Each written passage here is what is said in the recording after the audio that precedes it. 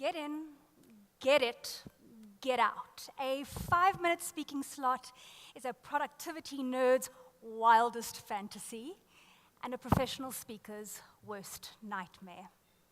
When I was younger, my granny introduced me to the power of 3, a principle that states that things grouped in 3s are inherently funnier, more effective, and more sustainable than any other number of things. Now that I'm older, arguably wiser, not that much taller, I get to practice and teach easy-to-grab on handles to help you work smarter instead of so much harder.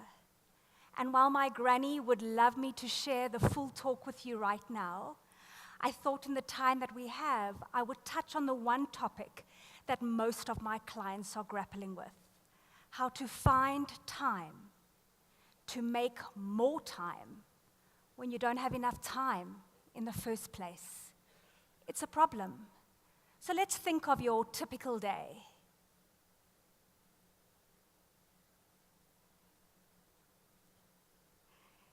Your alarm rings and you've hit snooze a couple of times. After doing this a couple of times, if your alarm is on your phone or your phone is nearby, you will reach for it and check the weather, check Facebook, and worst of all, check email, just to check if anything came in while you were sleeping.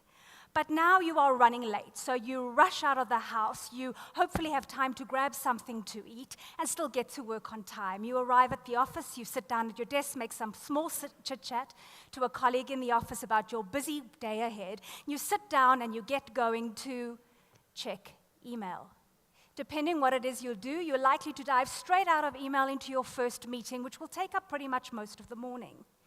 You've saved that really important task for later on in the afternoon when you can give it your full attention. You sit down at your desk, you log into your computer, and you get going.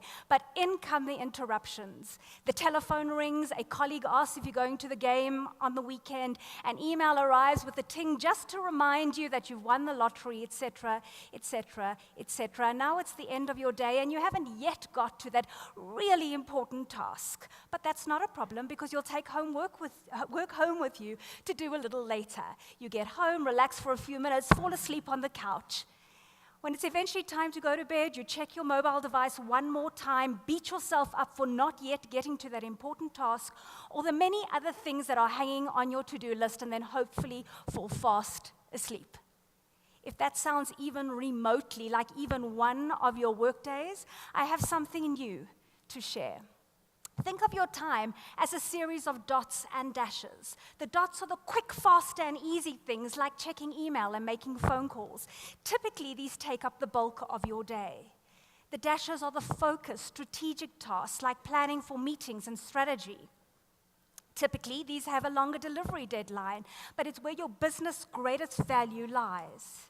Typically, we leave the dashes for later on in the afternoon because we feel that we'll be less disturbed. And typically, we do the dots early on in the morning because we like crossing things off our list. The busy business of busyness is a self-sabotage strategy. But what if you tried something different? What if, instead of checking email first thing in the morning, you reserved the first 20 to 60 minutes of your workday to focus on your high-value dashes? We call it a power hour. Studies show that our energy levels are higher in the morning, so we're able to get a greater result in less time and are more creative in doing so.